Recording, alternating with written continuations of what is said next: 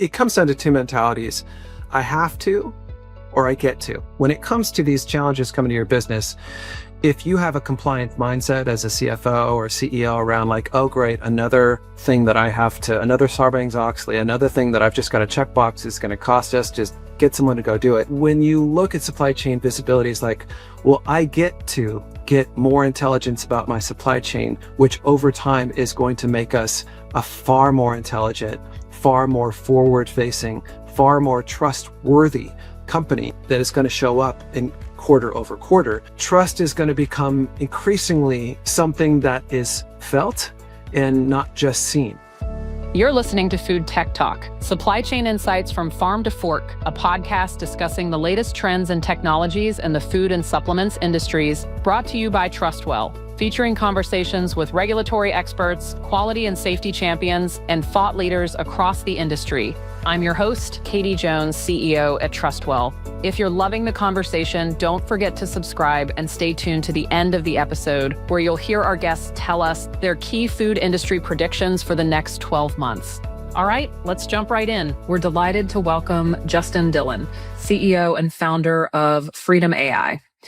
Justin's journey spans music, filmmaking, activism, and enterprise software, all driven by a mission to make global supply chains more transparent and ethical. Through Freedom, he helps major brands map deep supplier networks, uncover hidden compliance risks, and shift from reactive to predictive supply chain management. Today, we'll explore how AI-powered supply chain mapping is transforming food quality, safety, and compliance by helping brands see far beyond tier one suppliers. Welcome to the podcast, Justin. Thanks for having me.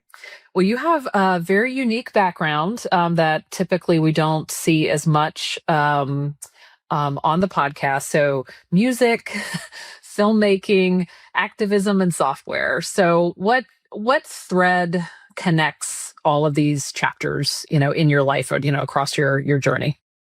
Yeah, I recognize that. And I mean, it all makes sense in my head, but... Yes, of course. Yes. It's your lived experience. It should. Yes. But I recognize that's not a safe place for anyone else to be. I mean, being an artist, being an activist, being an entrepreneur, you're essentially using the same muscle groups. You see something that others can't see, and you build something to get them there. That's it. That can be enterprise software. That can be a human rights campaign, or that can be a song that you're writing to try to give someone an experience. They're all the same muscle groups. So what moment first made you realize that kind of aha moment that supply chains could be really powerful levers for global change? My entrance into understanding human rights abuse around the world kind of started by reading publications that a lot of us read. For me, it was an article in the New York Times that just exposed me to, wow, these things are happening in the world. And then that arrested my attention and my compassion. It also arrested my curiosity. I think, like a lot of us, we hear about horrible things happening in the world, but we have to kind of put it on the shelf of, that's not affecting my day-to-day life.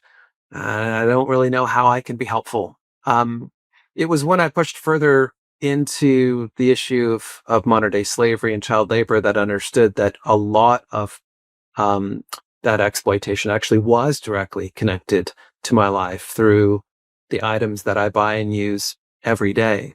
And as an artist, that kind of created a fair amount of curiosity from the standpoint of, well, how can I show people, how can I help people understand this? Because I've spent a lot of time trying to understand it. How can I make it very easy for people to understand this connection? And in doing so, maybe creating some type of movement or action around it. And so a long time ago, over 12 years ago, because of some of the work I'd done in the space, I'd been making movies and making content and documentaries on CNN about this issue. The State Department reached out to me and said, hey, we got this idea around creating the equivalent of a carbon footprint, but to do it for slavery and supply chains. And that idea really connected with me. I said, yeah, I'd love to do it. I've never made technology before, but can't be that hard. And so we came up with this idea called Slavery Footprint, which is a lifestyle calculator that can tell you how many slaves it takes to run your life in a very simple 5-minute self survey, a lifestyle survey. We put a lot of behavioral psychology into this, meaning who would ever want to know a terrible answer to a terrible question? We had no idea if the world would want to know, so we set a goal of getting 150,000 in 1 year to understand the slavery footprint. We reached that goal in an hour, and it went on to reach over 50 million consumers in every country in the world other than North Korea. And so it told me that there is a lot of people feel the same way I do. They really don't want to be unwillfully complicit in a story that is seems seemingly far away from them. And so that really gave me the next round of energy to go, well, okay, now that people understand this, how do we fix it? And that led me to supply chains and enterprise software. Looking to improve your supply chain? At Trustwell, we've been connecting the dots between food industry and data for over 40 years to give you more control and visibility. Our comprehensive food logic platform sets a new standard for compliance, transparency, and quality in the food industry. Request a free demo. The link is in the show notes. I think something that is not necessarily commonly known, perhaps amongst consumers, is really how little visibility food companies can have into their supply chains. And so that, really just that where they may have received those products from, which, as we would refer to as that tier one, but then what's happening with tier two and tier three, and they don't have a significant amount of visibility beyond that, business relationship, right, of securing supply from that tier one supplier. So from your perspective, why do most food companies still struggle to see beyond those tier one suppliers? And then, inevitably, obviously, the risks that are hiding and that are there in those deeper tiers. Well, because up till recently, there hasn't been a reason to understand where things come from in the world. They just keep coming. And so over the last 5-6 years, we've slowly been handed reasons to understand what's going on in the supply chain. COVID was the first wave of pressure to actually expose consumers and businesses that they do have this thing called a supply chain that goes into parts of the world that they've never heard of, and that will impact their business and their life. We really haven't had that type of abrupt pain since we started feeling that in COVID, and we're still experiencing some of that pain with inflation, right? So the pain is real. We don't, as a species, we don't tend to fix things until there's some type of pain. So that showed up first. And then behind that, not connected to that, was a wave of supply chain due diligence regulations, not just on human rights, but also around sustainability and elsewhere. And so these have been rolling for, over 10 years, but they've really started to pick up over the last 5 years.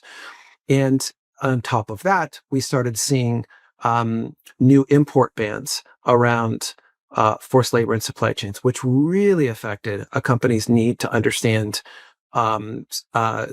multi-tier visibility, because the laws and the import bans require you to understand what's going on beyond your tier one. They're very, very specific about this. And only until recently has there been a material cost. There has been shipments of goods, over $3 billion worth of goods have been detained here in the US for suspected use of forced labor somewhere in the supply chain. And those types of import bans are starting to get picked up and put forward in other regions as well, EMEA, Oceania. And so if you kind of look at how all these pieces go together, there's just kind of been this rolling thunder of the need for visibility. Now, the good thing is there's a lot of good you can do in your supply chain with visibility. You can protect against geopolitical risks, trade risks. So the return to the business isn't just a feel-good altruistic, we're just going to make sure we aren't hurting people we've never heard of in our supply chain, which is good and should be enough, but it's not. You can also see having greater visibility decreases cost, increases efficiency, and creates a return to the business. So this is one of those rare times in history where doing something quote unquote good for people and planet actually does something good for the business as well. And all surrounds around supply chain visibility. I was watching a commercial. I don't even know what I was watching, but speaker, someone presenting in a corporate conference room, and then he was just saying AI, AI, AI, AI, AI, and that was all he was saying, just straight through. And so, obviously it's very front and center, and it's in your name of how can AI map supply chains, those multiple tiers deep without directly contacting every supplier. So how does that work? Well, a good follow up to that commercial would have been a boardroom with people saying data, data, data, data. Doesn't work without it, right? And it will hallucinate and come up with all kinds of wacky things if you don't point it towards information. And that's the beauty of the time that we're living in, working in technology companies, is we are on the transference and the sea change, a very rapid one that Moore's law can't even measure anymore, where we're moving out of the information age into the intelligence age. And the intelligence age is going to make benefit, just like the industrial age made benefit off of the agrarian age. The intelligence age is going to make benefit off of the information age, all of the intelligence that we hold together. So there's plenty of intelligence on supply chains. There's plenty of data. It all lives out there. But putting it all together and shoving it in front of people doesn't necessarily, and I know this firsthand, it doesn't necessarily solve problems. Some of us we just need the intelligence to understand, what do I do with this information? What is this telling me? How does this solve problems both near and distant? And that's where AI is really, it's less in the mapping and it's more in the intelligence and the processing of, here are the threats to your business. Here's what those threats might look like over time. Here's what the threats that are definitely going to hurt your business. And that's really, at the end of the day, that's what we want, is we want AI to tell us what to do. And so that piece of the process is starting to get figured out. The way that we use AI is be able to help our customers look across their 5,000, 10,000 suppliers, understand which suppliers have the most salient and proximate risk, meaning you map a supply chain, you're going to find all kinds of interesting things, not all of which are actionable, not all of which are important. AI helps you determine which ones are actionable and can, in some cases, very soon start to fix those problems for you. And that's what's so exciting about the time we're living in.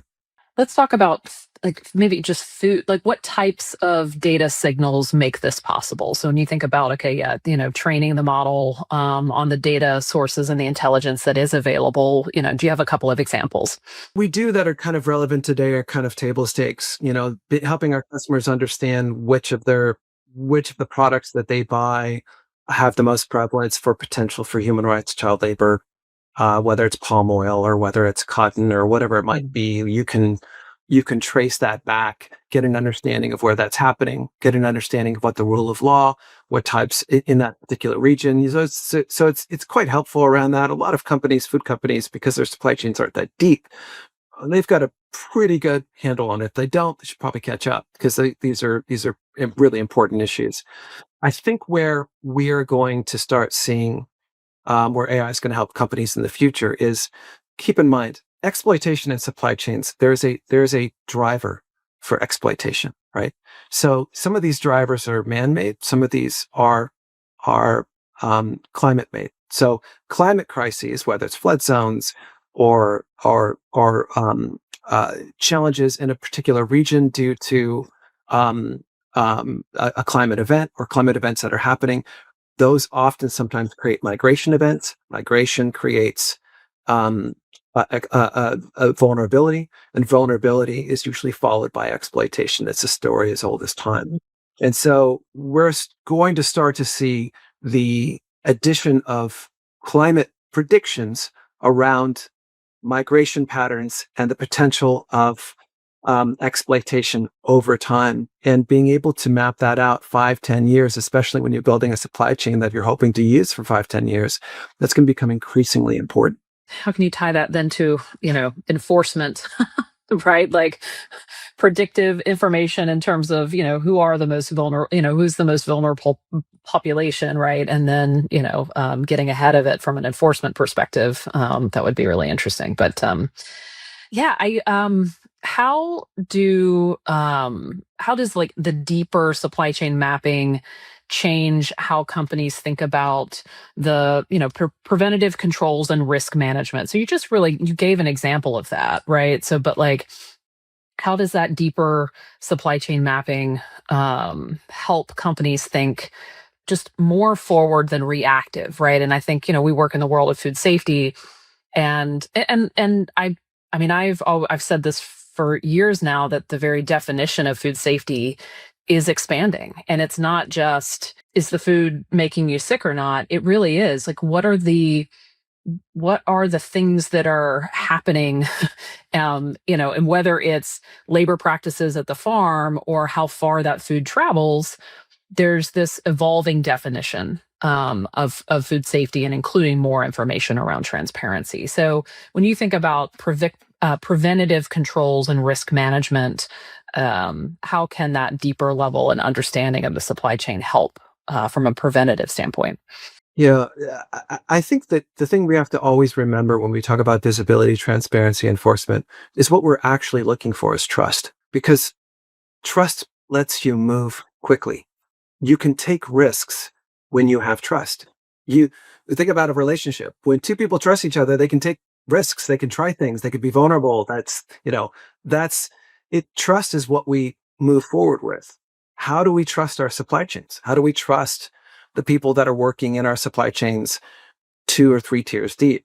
And trust comes from disclosure and the ability to share information and the veracity of that information to make sure that that information is correct. So it's an interesting time to be able to think about how we can build that trust.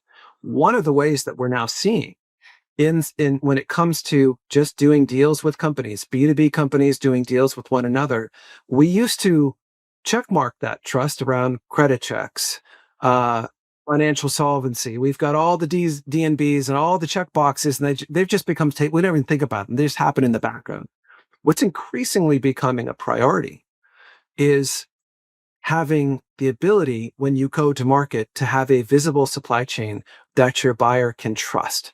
Meaning, I'm now not only disclosing, how credit worthy we are, but I'm also disclosing the visibility that we currently have in our supply chain, which of course is never done, but it gives customers, or excuse me, it gives suppliers that are going to market an additional edge, because if they're not being asked at that transaction, in the next second, third, or fourth transaction with another company, they will be asked.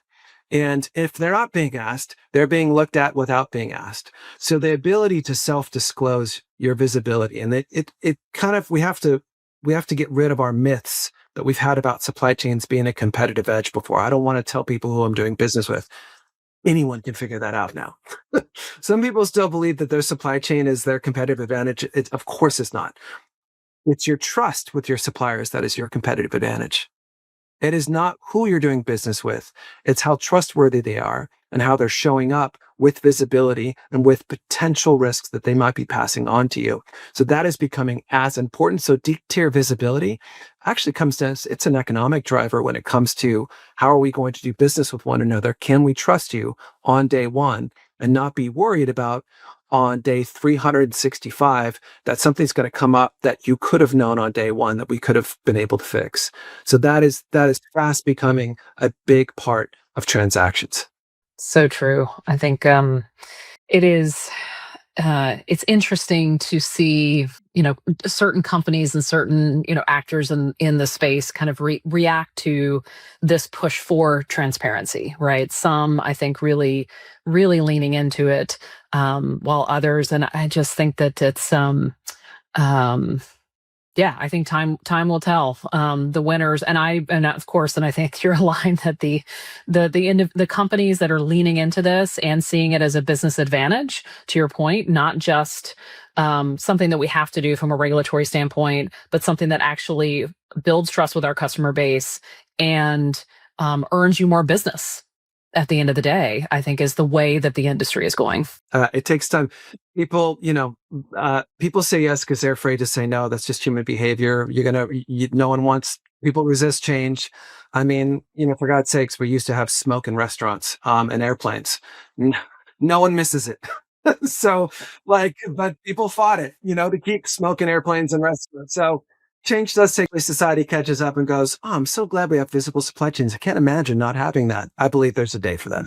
And a lifetime ago, I worked in highway safety, and the same thing happened with windshield wipers. There was this huge push against windshield wipers, and now, yeah, it's like, okay.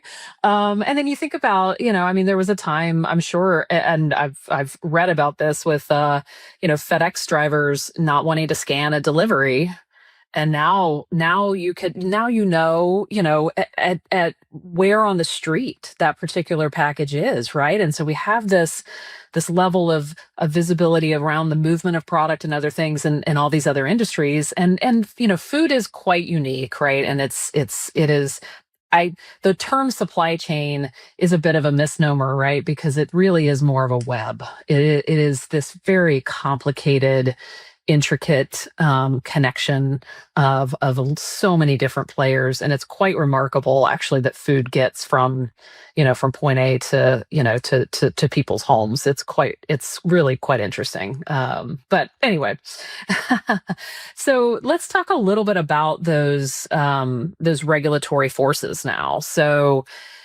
how does the automated mapping help companies move from just kind of this, reactive compliance to more of a proactive, governance approach, I guess? Yeah. So most companies of any that would be enterprise level size companies already have programs, already have due diligence laws that they have to report to on an annual basis, whether that's in Canada or Europe or Australia, elsewhere. Ironically, the U.S. does not have its own modern slavery law, but it chases it. The way that it monitors that is through import bans, and ironically, that is those import bans are enforceable because of the Smoot-Hawley Act. And fun fact: back when we were doing Slavery Footprint, it caught the attention of and President Obama at the time got excited about it and wanted to do something about it. And I got a call from the White House that says, "Hey, we're thinking about closing a loophole in the Smoot-Hawley Act." As the president's like, that sounds like a nothing burger. Like, who cares? They're like, "Oh, no, no, no, you can import goods made with slavery in the United States under the Smoot-Hawley Act."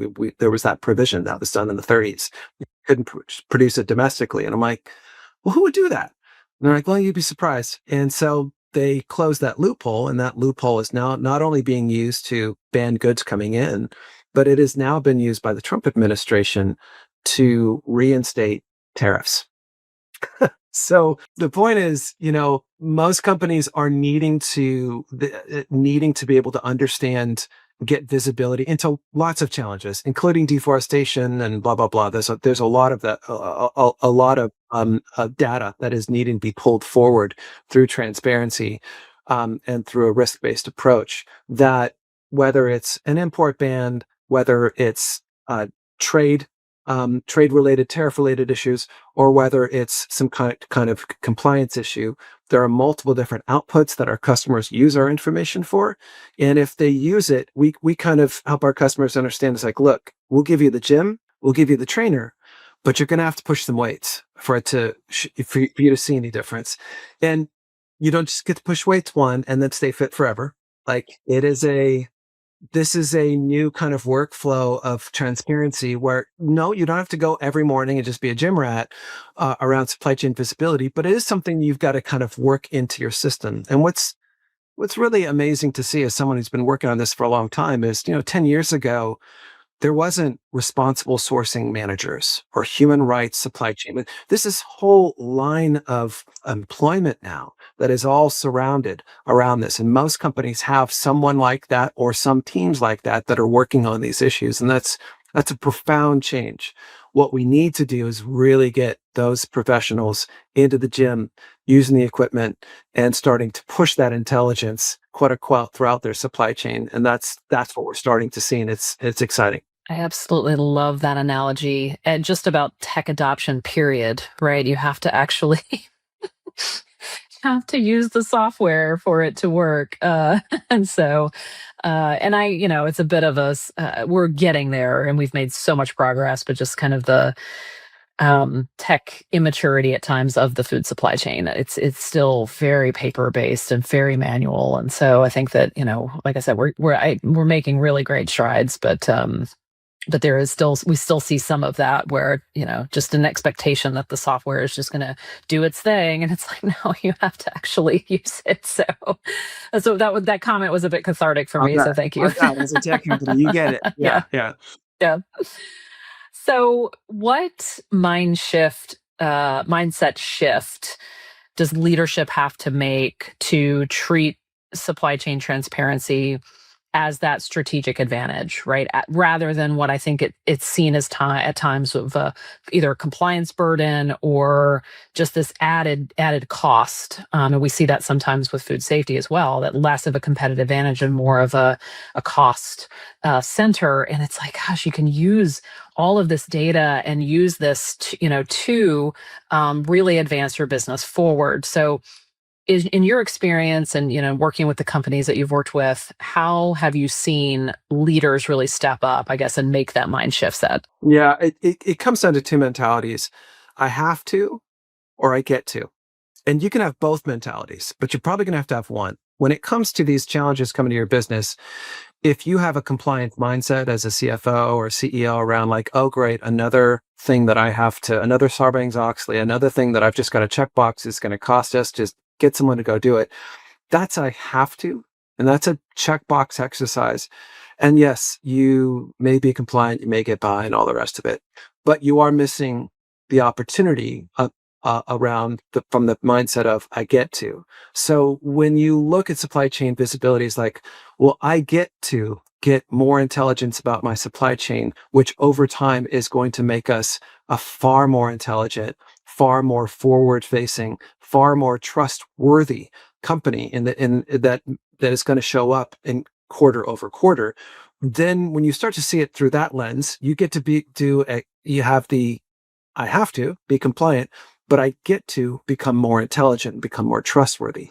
And as we go further and further into the future, trust is going to become increasingly something that is felt and not just seen. And for those that are investing and saying, I get to learn more about our supply chain, I get to be able to remove bad actors from the supply chain that are not only hurting us, but they're hurting other customers and they're likely hurting people.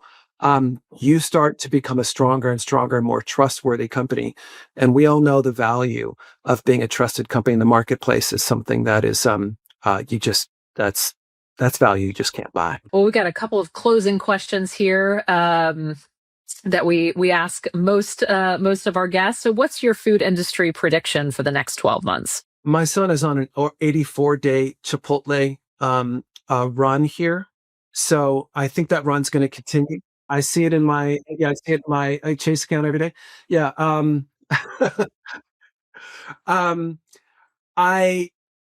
think I'll just take the easy card here and go, fertilizer's not coming through the Strait of Hormuz. I don't know where that was going to go. I'm not smart enough on that level, but I have a feeling that we're going to start to see a reason for food prices to go up. I would imagine. And so that has, as a supply chain nerd, that's got me a little bit concerned around what the knock-on effects of that are going to be. So that's, I don't know if that's more of a prediction. It's more of that's going to be something I don't know what it is. That's my best in prediction. So you have been, you've been on this mission, it sounds like, at least for over the last 10 years, from what I could pick up. What keeps you motivated? In running a company as a CEO, what keeps you going? My feedback loop when I started, I guess what you could call a career, I don't call it a career, but when I used to write songs and perform them for people, I had a 3.5 to 4 minute feedback loop of whether what I made was good or not. And the nice thing is when it was good, it was applause.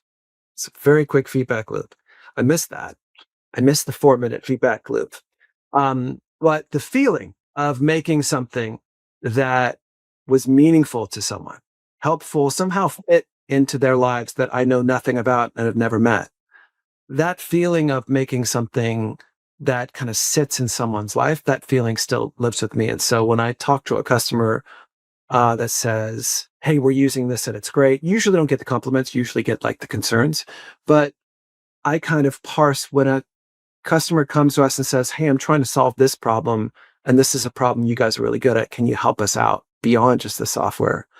That tells me we have made a connection. And when you're a performer or an entrepreneur, what you're trying to do is create connections with people through the things that you've built. And so when I see those come across the email or come through our team, that keeps me going. And last question, what is one change that you hope to see in the food industry, let's say, over the next decade? I like the prices to go down.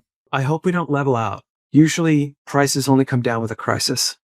And I'd love for that to not happen. I'm not a predictor of doom, but it's like historically prices go up and then a crisis happens and then they walk their way back. I would love for us to not just plateau at where we're at, because it's just unsustainable for so many folks. I think we're still a little in the kind of roaring 20s of like believing we can afford the things we do, and I don't believe we can over the collective we. I don't think food is affordable right now, and I'd like to see the prices come down in a way that's healthy. Well, Justin, thank you so much for the just the really great conversation. It was super smooth. 30 minutes went by really quickly, and thank you for the work that you're doing in the supply chain. Yeah, thank you. You've great questions. Just 10 out of 10. I have no notes. Thank you for your questions. All right. Well, thanks again for being on the podcast, and thanks, Justin. Thank you for joining us for another bite-sized nugget of food tech talk, supply chain insights from farm to fork. Make sure to subscribe. And if you love the podcast, leave us a review on Apple Podcasts, YouTube Music, Spotify, or wherever you get your podcasts.